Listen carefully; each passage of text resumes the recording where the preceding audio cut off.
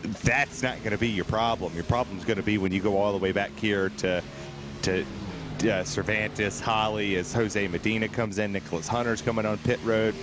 When you get to that part right there, now if they get a caution, this is a genius strategy. But until then, I don't see it. Remember Bryce Meddings, who decided to come in earliest? Well, hasn't really paid off for him. He's gotten ahead of Westerfield and Doug Evans on the undercut there, but nobody else. Cervantes, Holly, Sink, Zemke, and Jeff Evans all beat him out there. Medina and Hunter now just preparing to leave their box. Brandon Walter, though, that was a move. 4-track position on Jeff Hollingsworth. Hollingsworth slowed down the front straight. I think he may have had a little bit of a loose moment, or maybe even a coming together with Brandon Walter there, but as everybody extends this stint for as long as possible, the tires are falling off. These guys might be hoping for a caution on the lead lap, but they don't want to be the caution. God, I love RaceSpot.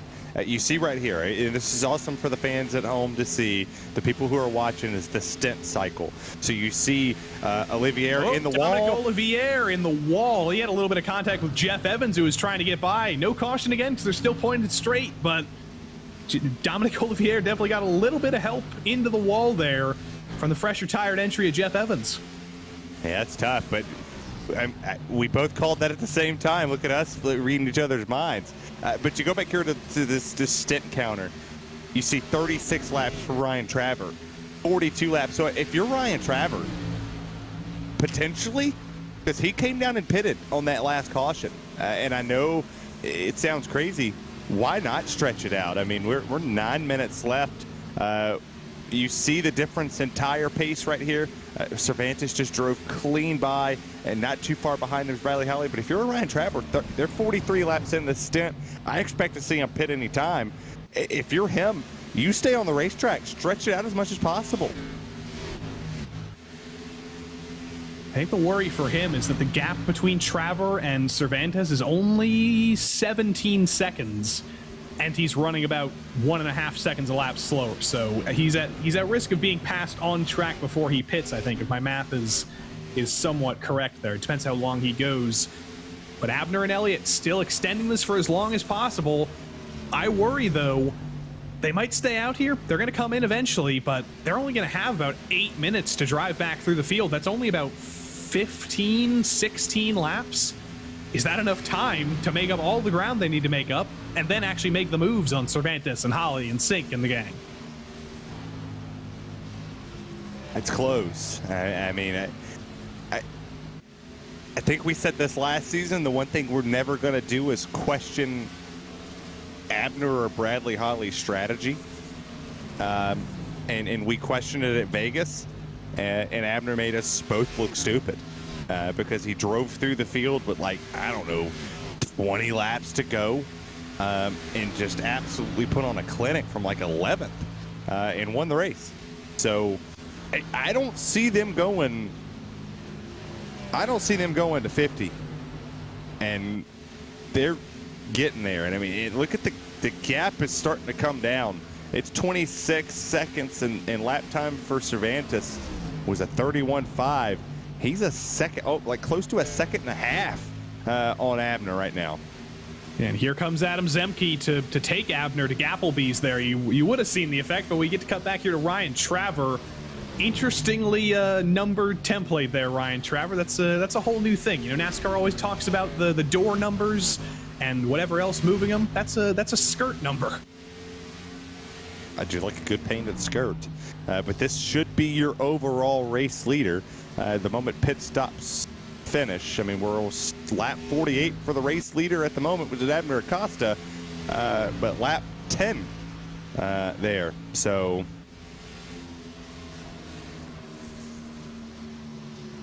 I did just get a question, Terry, from the Precision Racing League's own Ted Lowendick. He comes from the GT3 side. They're always thinking about their own interesting fuel strategies. Are we absolutely sure that Abner can't make it to the end on fuel? Is it possible that he's done some level of fuel saving that would bring him into the 60s in terms of laps? I can't imagine it, but no, he's thinking about it.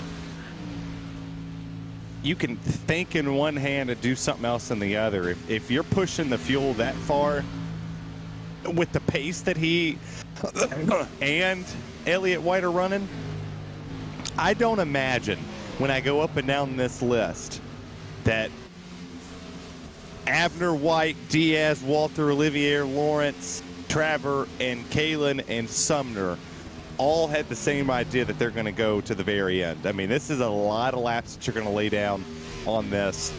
I mean, anything is possible. I don't see this being possible. At 50, okay. I'll take 50 because there was a caution in there. Going past like 55, 56, that's a lot. It has become a fuel mileage race here. Everything could change if there is another caution, but we've seen no real signs of that. I saw a little bit of smoke down the front straight a little bit earlier. Somebody might have clapped the wall, but I don't think that's going to happen. Abner Acosta down on the bottom. I thought he was showing his intention to pit there that time. Nope. 5 minutes to go. About 10 laps to go. Can Abner Acosta and Elliott White stretch this to the end? I'm telling you, I would be absolutely just stumped. I know I suck at math, but I don't see this being a thing. Can we go on board with Abner here? Is there a chance we can get the onboard shot with him going in the corners? Because maybe he's doing something that we can't hear on the broadcast. Maybe he's coasting as much as possible. I mean, we'll see with his RPMs if we get the onboard shot, but I don't see this. Because he's still running 32.7s. Elliott White running 32.8s. Brandon Walter on that last lap ran a 35.5, which tells me that he's definitely doing a little bit of fuel saving. Brandon Walter, I think, is having to do a little bit of work to make the end of this race. Abner Acosta and Elliott White, though, not really showing any visible signs of fuel saving. Again, as they cross the line this time, 32.7, 32.8. Those are lap times that are par for the course.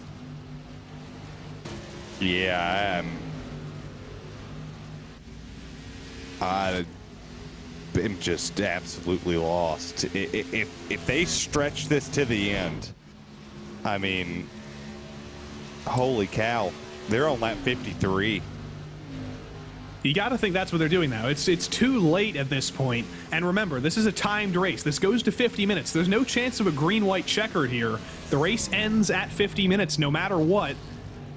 So you have to think that's what they're doing. If they were to come down pit road this time, they would have about 4 laps to pass Danny Cervantes and everybody else who they would end up behind. So they are definitely committed to going to the end here. Michael Diaz is as well. Doyle Lawrence, Ryan Traver, Mark Kalen, Olivier, and Brandon Walter. Unfortunately for Brandon Walter, whatever fuel he is saving, it's going to be for naught because he's just been passed by Danny Cervantes for P8. I mean, I want to know what the heck they're doing to make this thing last all the way to the end. I mean, they're on lap 55 of this stint. If Cervantes, Holly, and all of them pitted on the same lap and they didn't do it, I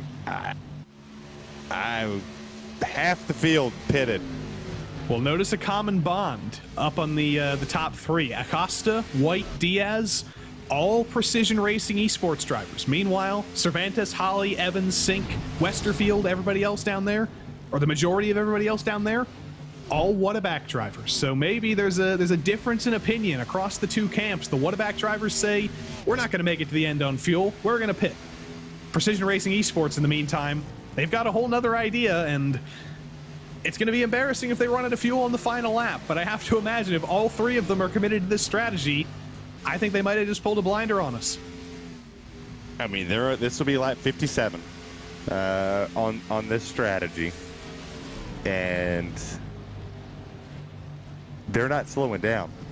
I mean, we're still par for the course, like you talked about. It was a 32.9. That's the lap time I would expect out of a 57 lap old tire wear. And this is remarkable. I mean, unless they, coast it to the line, which they theoretically could, because their next closest competition is 7 seconds back, and they run at it in 3 and 4, they could probably still coast to the win. It's not going to be the white flag this time by. It's going to be the white flag next time by. There's a couple seconds in it. But you do have to wonder, if Abner was lifting off there to not take that extra lap, is that going to allow Elliott White into the fray here? Jim Westerfield is a lap down. He's going to try and get his lap back here on Abner Acosta. Are the tires going to allow him to do that, though? Here comes Westerfield to the outside. He's not able to get the run. The tire wizard Abner Acosta's clearly saved something here. White flag next time by. Acosta, White, Diaz, Lawrence, Traver, Mark Kalin, Dominic Olivier, Charles Sumner, and Brandon Walter still desperately hoping that this fuel can go to the end of the race. Acosta also desperately hoping that Elliott White can't get to the back of him, but Jim Westerfield is proving to be a good pick for him. Here comes Elliott White to the inside of Westerfield. Is he going to be able to clear him off of turn 4? Looks like no. Those fresher tires on Westerfield really hurting Elliott White here. Now we take the white flag. Does Abner Acosta have enough fuel for 1.5 more miles? It's 61 laps on these tires, and I would love a picture from Abner or Elliott White on what those tires look like, but they're still going normal speed going into 3.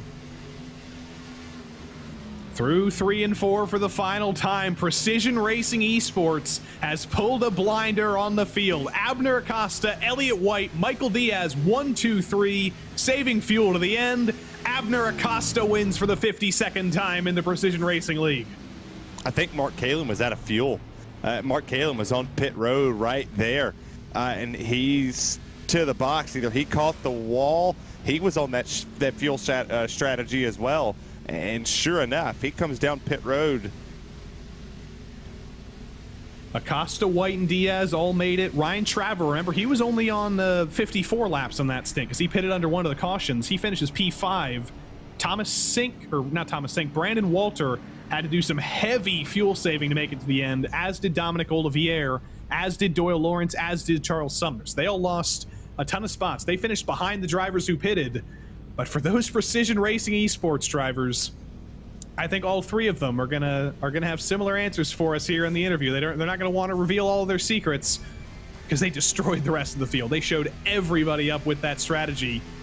When was the last time we saw a 1, 2, 3 finish for a team? I don't even think Whataback has done that in a while. I don't think we've ever seen it. There it is. Abner Acosta, Elliott White, Michael Diaz. 1, 2, 3. Danny Cervantes led this race for the longest time, and the decision to pit did not work out for him. He finishes P4 ahead of Ryan Traver, and I think that might be Ryan Traver's first top 5 on a non-super speedway. So good result from him on that alternate strategy. Whataback again. Bradley Holly and Jeff Evans and Thomas Sink. Brandon Walter had to save a ton of fuel, still managed to hang on to the top 10, and Adam Zemke finished in the last spot at his comfort track. Dominic Olivier and Doyle Lawrence rounded out the lead lap cars. I think Doyle Lawrence ran out of fuel on the final lap. Charles Sumner, Jim Westerfield, Jeff Hollingsworth, Jose the Funky Colt Medina, Nicholas Hunter, Doug Evans, Mark Kalin, and Bryce Meddings all went 1 lap down. And then we get into the very small used car lot for tonight. Only Trent Dinkle didn't finish the race here. So bad luck for Trent Dinkle here. That's going to be a pretty big hit for his championship challenge. Just a kind of a messy race that all ended in a mysterious 2-minute sit in the pits. Don't know what caused that, but we're going to wait a few seconds here for Abner Acosta. His Precision Racing Esports teammates are all here to talk to us, Elliott White and Michael Diaz. But while we wait for Abner, Terry, well, Abner is currently missing about half of his car, so I think that might be why we don't have him in the interview yet. He's waiting in the virtual medical center.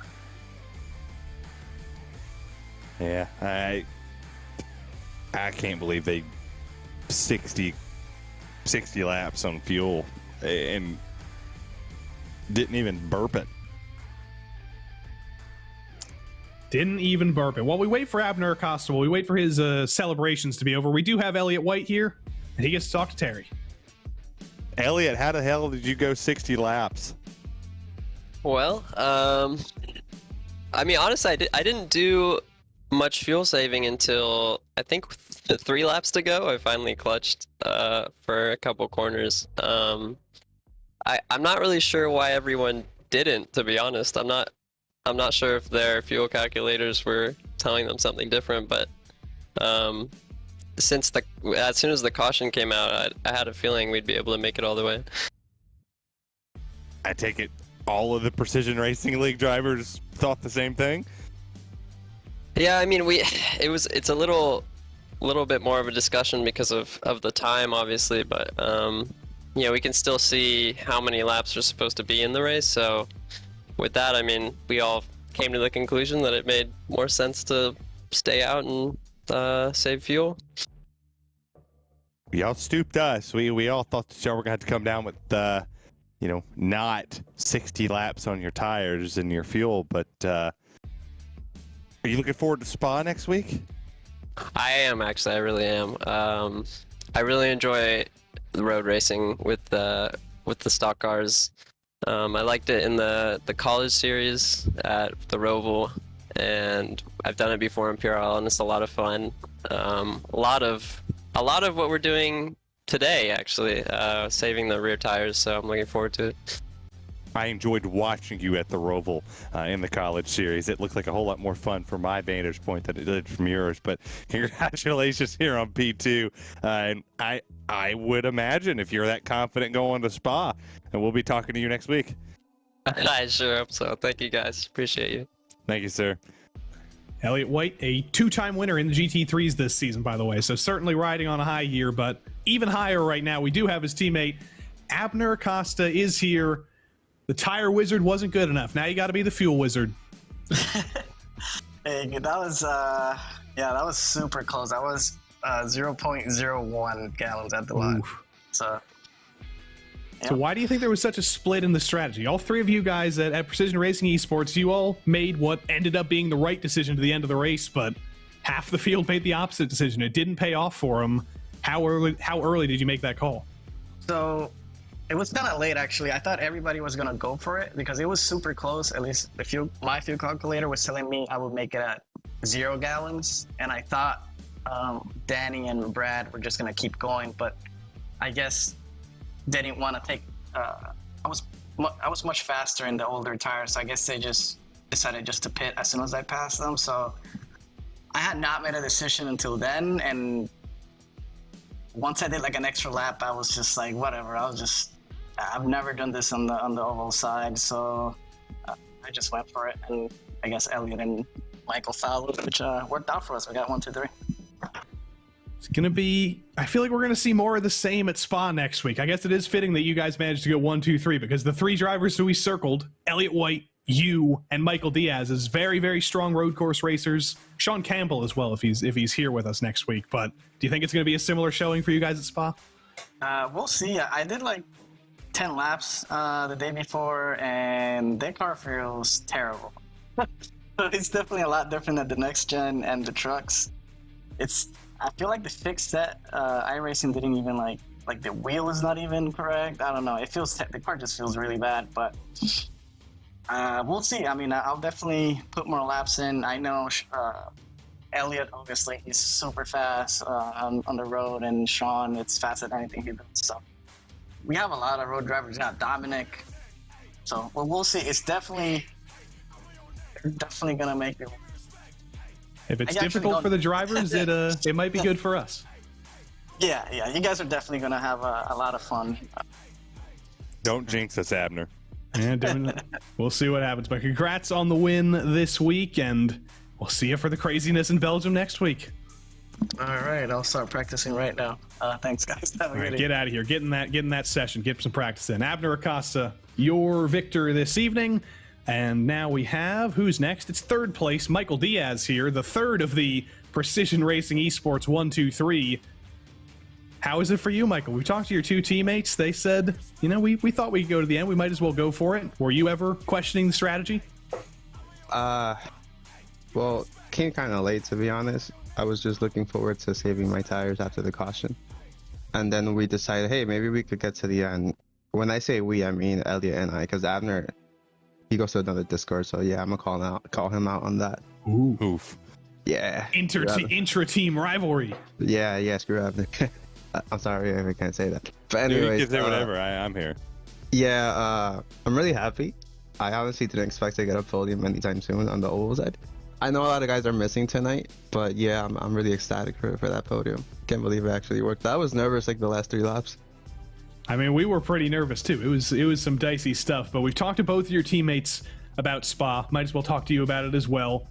obviously, one of the drivers we've circled, so many wins on the road side in the PRL and open wheel and GT4 and GT3 and whatever.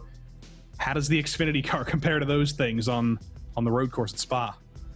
Well, a couple of seasons ago, I got pole in the trucks at Mid Ohio, but I hear this car is terrible at road, so it's probably up in the air to see what happens. I'm gonna just try to have fun with it because I don't know what to expect, to be honest. All right. Well, Abner just told us that he's about to hop into a practice session, so hopefully you do the same. We'll see you piling into La Source next week. Yeah, I'm gonna try to take a Rouge flat out, circle that. Do that. I want to see that. Yeah, you'll probably notice if it works or not. But yeah. Anyways, thanks guys for the broadcast, and to Elliot, screw Abner, and see you next week, I guess. Always a pleasure. Michael Diaz, P3 tonight, and that ends the Precision Racing Esports trifecta here. Now we start getting into Whataback country here because Danny Cervantes is with Terry, and unfortunately not on the winning strategy. Daniel, what was the strategy?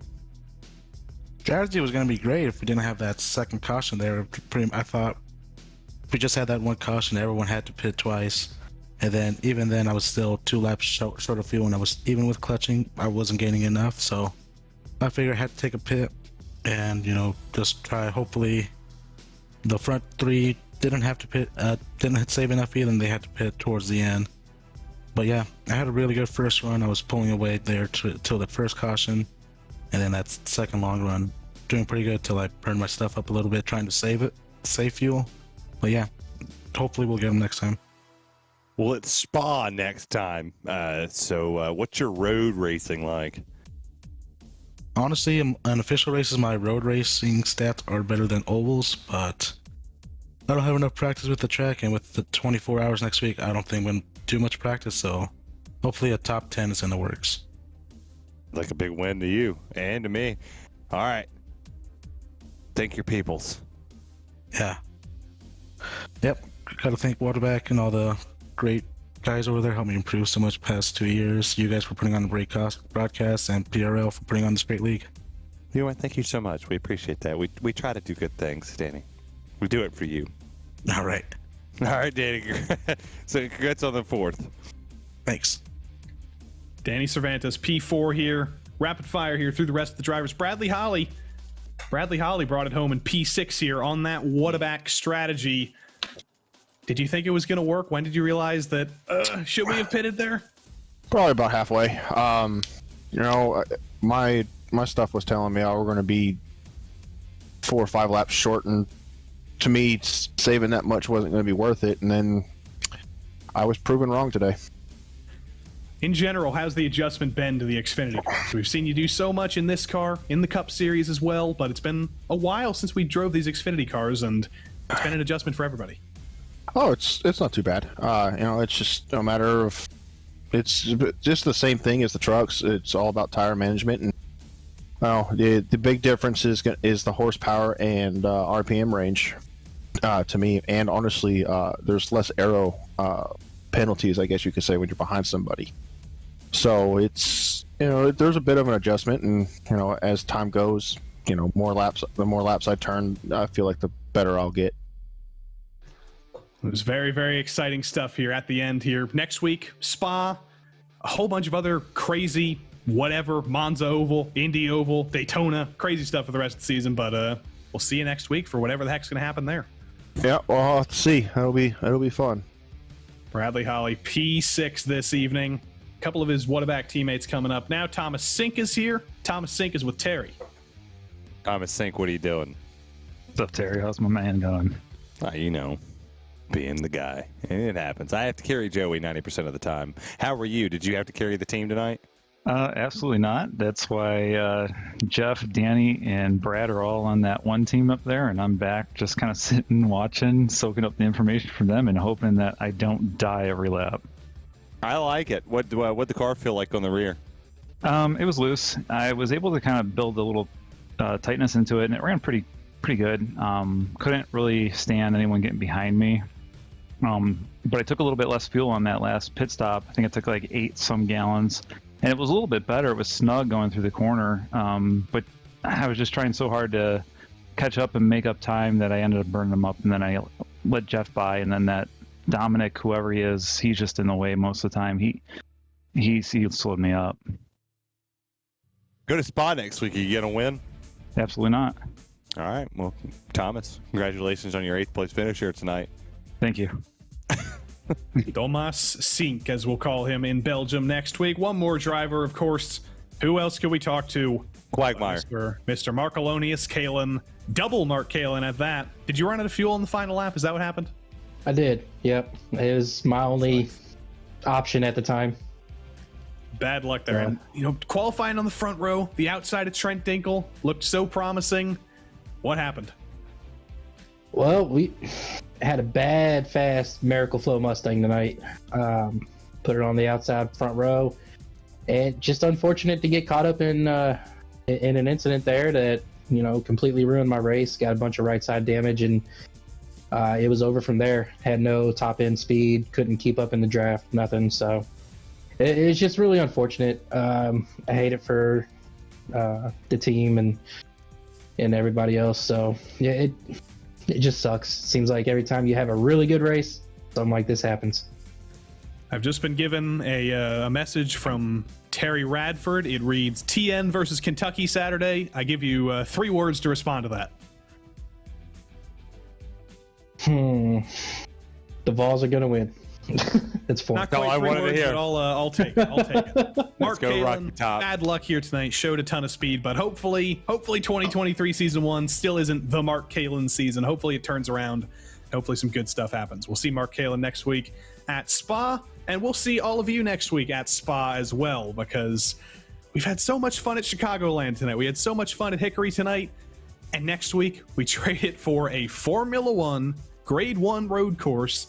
These cars would never race there in real life, but that's the magic of iRacing. That's the magic of simulation. We can do whatever crazy stuff we want. I can't wait to turn laps around Spa. I've done it in a GT3. I've done it in a Formula 4. I've done it in the Delaras. I can't wait to turn a lap in the Xfinity cars. And the only place you can watch is right here on RaceSpot.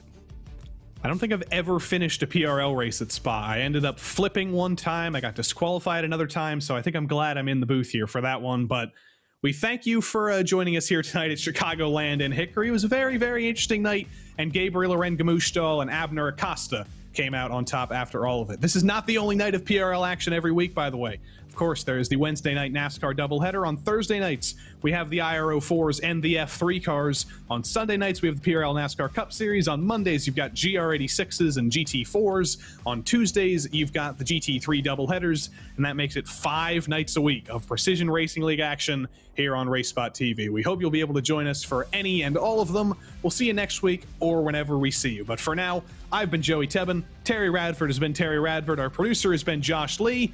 Until we see you next time, so long.